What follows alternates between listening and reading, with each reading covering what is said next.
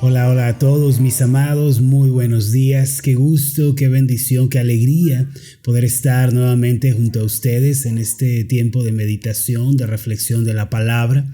Me da mucho gusto poder ser ese acompañante para ustedes en su vida de oración, en su vida de estudio bíblico. Es de verdad un gozo poder estar en este espacio que hemos titulado Madrugaré a buscarte. Durante esta semana estoy seguro que el Señor va a bendecirnos con entendimiento, con luz, con comprensión de su palabra y vamos a ser ampliamente bendecidos. Estoy orando que los temas que hemos preparado puedan traer luz, puedan traer fortaleza, consuelo a nuestras vidas en tanto nosotros nos tomemos de la mano de Dios. Gracias al Señor podemos iniciar esta semana a partir del día de hoy, que ya es 2 de marzo. Podemos dar continuidad a las meditaciones que hemos estado teniendo en lo que va del año. Me gozo en Dios de que podamos retomar y sin más los invito para que juntos vengamos a este tiempo de meditación en la palabra de Dios.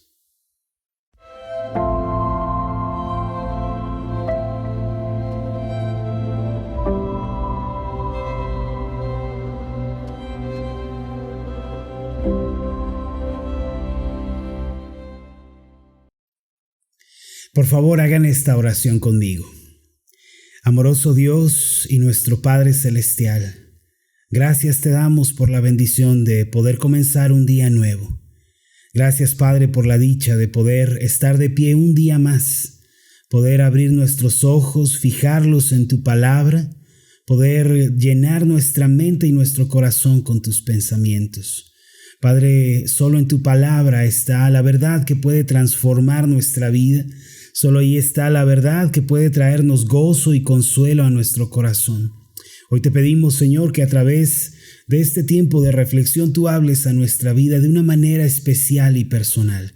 Señor, que toda ansiedad, preocupación, temor, toda confusión que pueda estar aquejándonos, sea disipado todo esto, Señor, en el nombre de tu Hijo Jesucristo, y que podamos experimentar la libertad y la bendición que tú das a los tuyos. Abre nuestra mente, abre también nuestro corazón para que podamos recibir esa semilla que va a producir fruto en nuestra vida y que va a mostrar tu gloria a donde quiera que vayamos. Esto te lo pedimos en el nombre de Jesús.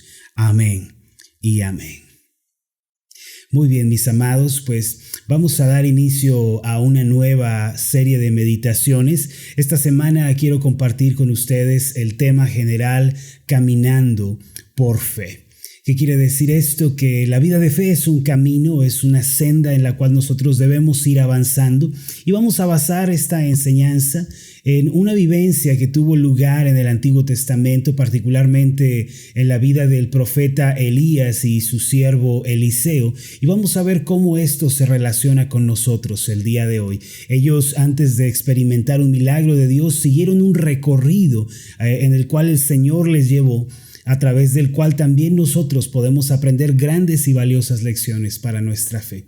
El día de hoy quiero compartirles el pasaje de 2 de Reyes, capítulo 2, versículo 1, y quiero que le demos el título Gilgal, fe en la palabra.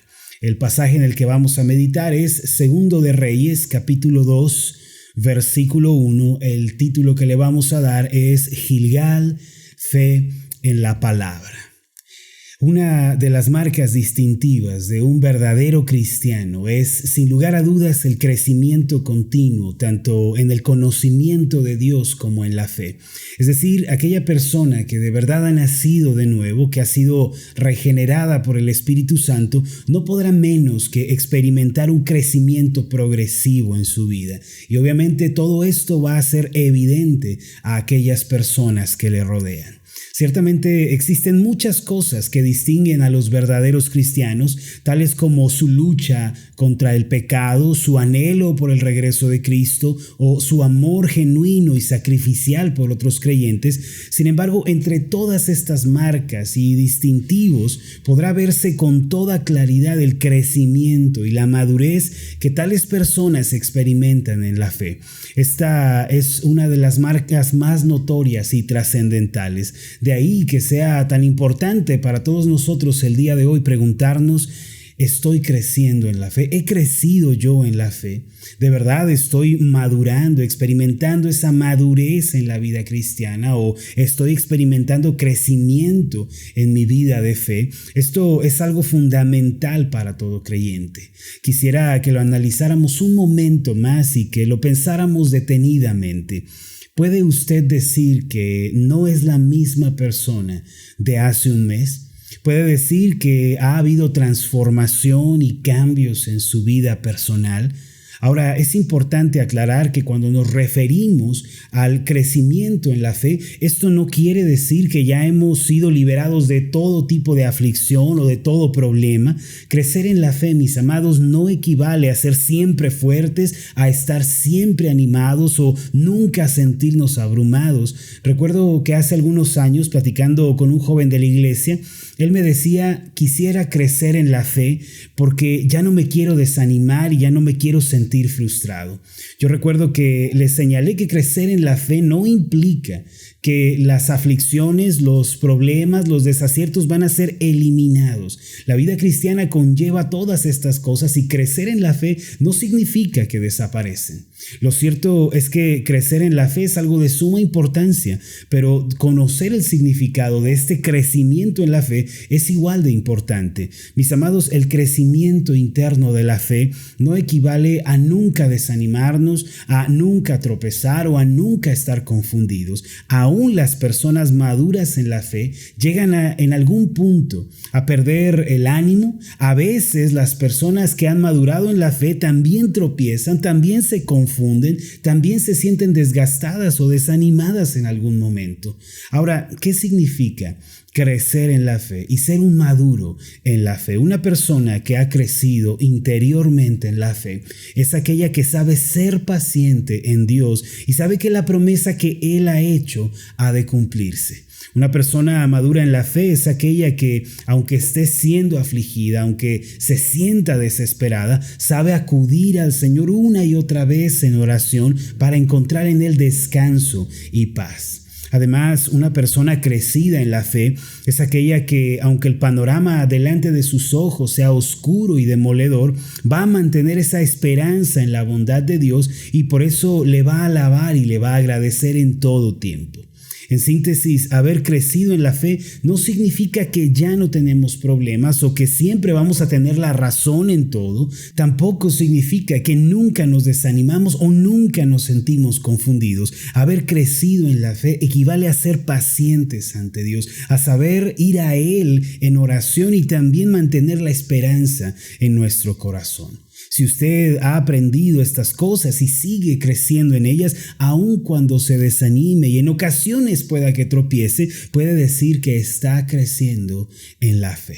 Ahora, la Biblia nos enseña con toda claridad cómo podemos seguir creciendo y desarrollándonos espiritualmente. Hay un principio que yo he tratado de compartir desde hace años en la iglesia, una verdad que vemos plasmada en la palabra de Dios, la cual consta de lo siguiente: que aquel que triunfa en lo espiritual puede triunfar también en todos los demás aspectos de la vida. Por eso es tan importante que sigamos creciendo y desarrollándonos en la fe. A lo largo de la Escritura encontramos muchos ejemplos de cómo la fe se forma, cómo la fe se desarrolla y crece. Y ante la pregunta ¿cómo puedo crecer y madurar en mi fe? O ¿cómo puedo seguir la senda de la fe? Yo quiero invitarlos a reflexionar en lo que la Biblia nos muestra sobre este tema. Eso es de lo que quiero hablar con ustedes esta semana y quiero valerme de una historia en particular que encontramos en el Antiguo Testamento. Por eso el tema de esta semana lleva como título Caminando en la fe. Y para entrar de lleno en nuestro tema, quisiera que miráramos lo escrito en el segundo libro de Reyes, capítulo 2, en los versos 1 hasta el 14.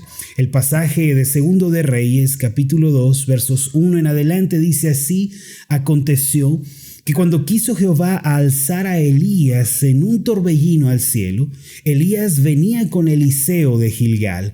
Y dijo Elías a Eliseo: quédate ahora aquí, porque Jehová me ha enviado a Betel. Y Eliseo dijo: vive Jehová y vive tu alma, que no te dejaré. Descendieron pues a Betel. Y saliendo a Eliseo los hijos de los profetas que estaban en Betel, le dijeron: ¿sabes que Jehová te quitará hoy a tu señor de sobre ti? Y él dijo: sí, yo lo sé, callad. Versículo 4, y Elías le volvió a decir: Eliseo, quédate ahora aquí, porque Jehová me ha enviado a Jericó. Y él dijo: vive Jehová y vive tu alma, que no te dejaré. Vinieron pues a Jericó. Y se acercaron a Eliseo los hijos de los profetas que estaban en Jericó, y le dijeron: ¿sabes que Jehová te quitará hoy a tu señor de sobre ti? Y respondió: sí, yo lo sé, callad. Versículo 6, y Elías le dijo: te ruego que te quedes aquí, porque Jehová me ha enviado al Jordán. Y él dijo: vive Jehová y vive tu alma, que no te dejaré. Fueron pues ambos. Y vinieron 50 varones de los hijos de los profetas y se pararon delante a lo lejos, y ellos dos se pararon junto al Jordán. Tomando entonces Elías su manto, lo dobló y golpeó las aguas, las cuales se apartaron a uno y a otro lado, y pasaron ambos por lo seco. Cuando habían pasado, Elías dijo a Eliseo: pide lo que quieras que haga por ti, antes que yo sea quitado de ti. Y dijo Eliseo: te ruego que una doble porción de tu espíritu sea sobre mí. Él le dijo: cosa difícil has pedido. Si me vieres cuando fuere quitado de ti, te será hecho así. Mas si no, no. Y aconteció que yendo ellos y hablando, he aquí un carro de fuego con caballos de fuego apartó a los dos, y Elías subió al cielo en un torbellino. Y viéndolo Eliseo clamaba: Padre mío, carro de Israel y su gente de a caballo, y nunca más le vio. Y tomando sus vestidos los rompió en dos partes, alzó luego el manto de Elías que se le había caído, y volvió y se paró a la orilla del Jordán. Y tomando el manto de Elías que se le había caído, golpeó las aguas y dijo: ¿dónde está Jehová, el Dios de Elías? Y así que hubo golpeado del mismo modo las aguas, se apartaron a uno y a otro lado, y pasó Eliseo en seco. Todo este recorrido del cual acabamos de leer, realizado por Elías y Eliseo desde Gilgal, después pasando por Betel, Jericó hasta el Jordán, mis amados, encierra un gran significado espiritual para nosotros el día de hoy. Como podemos ver en su búsqueda de una doble porción del espíritu de Elías, Eliseo, con una paciencia incansable, llegó a heredar lo que tanto buscaba. Incluso se dice que Eliseo fue el profeta del Antiguo Testamento que más milagros realizó para la gloria de Dios. Se le atribuyen el doble de los milagros que realizó Elías. Ahora, en este pasaje anterior podemos encontrar 4 etapas de la fe representadas en los 4 lugares que Elías y Eliseo visitaron. La primera etapa, y de la cual quiero hablar hoy con ustedes, es la de la fe en Gilgal. De acuerdo con el versículo 1, podemos ver que ambos profetas comenzaron en este lugar. El pasaje dice así: aconteció que cuando quiso Jehová alzar a Elías en un torbellino al cielo, Elías venía con Eliseo de Gilgal.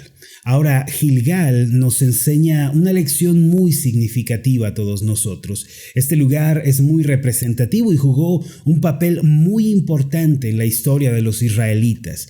Cuando el pueblo de Israel se dirigía a la tierra de Canaán, misma que Dios había prometido a sus antepasados, ellos encontraron su camino bloqueado por el río Jordán. Sin embargo, por el poder y la intervención de Dios ocurrió un milagro.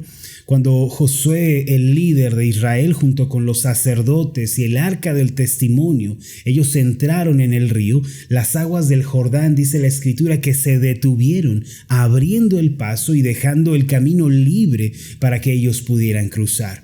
Luego de experimentar semejante milagro, Josué mandó sacar 12 piedras de en medio del Jordán, las cuales simbolizan las 12 tribus de Israel. Enseguida estas piedras fueron puestas en Gilgal, en el límite de Jericó, para que las generaciones futuras pudieran conmemorar el gran poder y la gracia de Dios. Encontramos parte de este relato en el libro de Josué, capítulo 3, versos 14 al 17. El pasaje dice de esta forma: y aconteció cuando partió el pueblo de sus tiendas para pasar el Jordán, con los sacerdotes delante del pueblo llevando el arca del pacto, cuando los que llevaban el arca entraron en el Jordán, y los pies de los sacerdotes que llevaban el arca fueron mojados a la orilla del agua, porque el Jordán suele desbordarse por todas sus orillas todo el tiempo de la siega. Versículo 16. Las aguas que venían de arriba se detuvieron como en un montón bien lejos de la ciudad de Adam, que está al lado de Zaretán, y las que descendían del mar de Arabá al mar salado se acabaron y fueron divididas, y el pueblo pasó en dirección de Jericó. Versículo 17, mas los sacerdotes que llevaban el arca del pacto de Jehová estuvieron en seco, firmes en medio del Jordán, hasta que todo el pueblo hubo acabado de pasar el Jordán, y todo Israel pasó en seco. En el capítulo 4, verso 4 del libro de Josué en adelante podemos seguir leyendo lo siguiente. Entonces Josué llamó a los 12 hombres a los cuales él había designado de entre los hijos de Israel, uno de cada tribu, y les dijo Josué: pasad delante del arca de Jehová vuestro Dios a la mitad del Jordán, y cada uno de vosotros tome una piedra sobre su hombro conforme al número de las tribus de los hijos de Israel, para que esto sea señal entre vosotros, y cuando vuestros hijos preguntaren a sus padres mañana, diciendo: ¿qué significan estas piedras?, les responderéis que las aguas del Jordán fueron divididas delante del arca del pacto de Jehová. Cuando ella pasó el Jordán, las aguas del Jordán se dividieron. Y estas piedras, dice la palabra, servirán de monumento conmemorativo a los hijos de Israel para siempre. Ahora, en esta escena tan asombrosa y conmovedora, ya que es el inicio de la conquista de Israel en dirección a la tierra que Dios les había prometido, tiene lugar un evento muy importante. Lo ocurrido con Josué y el milagro del Jordán no es otra cosa sino Dios diciéndole a su pueblo: estoy con ustedes y voy a obrar de manera poderosa, no los voy a dejar. Es un recordatorio de que no deben tener miedo, no deben retroceder frente al enemigo. Y cada vez que los israelitas miraran ese monumento de 12 piedras en Gilgal, recordarían el poder, la gracia y la compañía de Dios. Esta es la razón por la cual Elías y Eliseo, años más tarde, decidieron comenzar su recorrido en este lugar tan importante llamado Gilgal. Elías quería que su siervo Eliseo, quien iba a ser su sucesor, nunca olvidara el gran poder, la gracia y la compañía del Dios bueno. Si Eliseo iba a ser un profeta usado por Dios, debía tener siempre presente estos pensamientos. Mis amados, es imposible experimentar el poder y la gracia divina a menos que uno crea en el Dios viviente que opera milagros en el tiempo presente. Es decir, tenemos que creer que Dios está con nosotros a fin de ver su poder obrando en nuestra vida. Si queremos ser llenos del poder de lo alto y anhelamos recibir una doble porción de su espíritu, al igual que Elías y Eliseo, debemos pasar por Gilgal. Ahora, ¿qué significa Gilgal para nosotros en la actualidad? Recuerde que en aquel lugar Josué junto con 12 hombres levantaron un monumento al poder de Dios y a la gracia de Dios, un monumento que iba a ser un recordatorio para todas las generaciones. En pocas palabras, se trataba de un recordatorio de los grandes hechos de Dios realizados en favor de su pueblo. Por ende, Gilgal para nosotros en la actualidad representa nada más y nada menos que la Biblia, en donde Dios registró soberanamente a través de los hombres inspirados los milagros que Él hizo por generaciones y generaciones. Así como las 12 piedras de Gilgal testifican del poder divino que dividió el río Jordán, la Biblia testifica la existencia, la misericordia y el poder de Dios para realizar milagros en el presente. Amados míos, si creemos en el Dios viviente que hace milagros y nos aferramos a la palabra de Dios, poniendo a un lado el razonamiento y las experiencias humanas, por su gracia vamos a experimentar grandes milagros y favores en nuestra vida. En conclusión, al igual que Elías y Eliseo, nosotros debemos ir al lugar en donde se nos testifica sobre Dios y sus obras. ¿Dónde se encuentra este lugar? ¿Cuál es ese lugar? Ese lugar es la Biblia y nosotros debemos ir allí continuamente, debemos leerla, meditarla todos los días, aplicándola a nuestro modo de vida. Debemos alimentarnos con sus promesas, con sus enseñanzas cada día y de esta forma cuando nosotros oremos, cuando le pidamos al Señor, Él nos va a responder y grandes milagros van a suceder en nuestro entorno. Dejen que la palabra de Dios, esta conmemoración de las obras de Dios llene su mente. Llénense de los milagros que Dios realizó en el pasado y crean que estos pueden suceder también en su vida personal. Hay que caminar todos los días y pasar por Gilgal completamente. Cada mañana, cada tarde, cada noche hay que hacer un alto allí y hay que ver ese monumento de la gracia de Dios y recordar que esos milagros pueden ocurrirnos también a nosotros. Permítanme hacer una oración por ustedes. Amado Dios y Padre Celestial, al igual que Elías y Eliseo comenzaron su recorrido en Gilgal, donde había un monumento de tu poder, un monumento que recordaba tu gracia, así también nosotros debemos comenzar cada mañana, cada día. Debemos comenzar, Señor, mirando en tu palabra los grandes milagros que has realizado y las grandes obras que puedes hacer también en nuestro presente.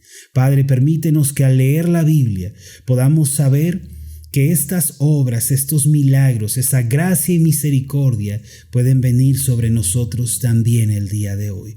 Tú diste pan al hambriento, diste vida al muerto, liberaste al oprimido, sanaste al enfermo y eso lo puedes hacer también en nosotros.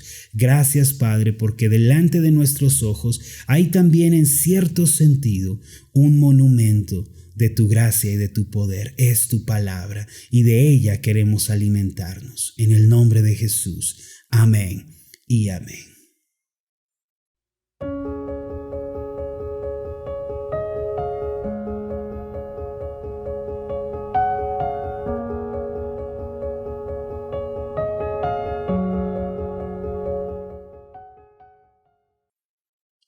Mis amados, qué bendición haber compartido con ustedes de la palabra de Dios.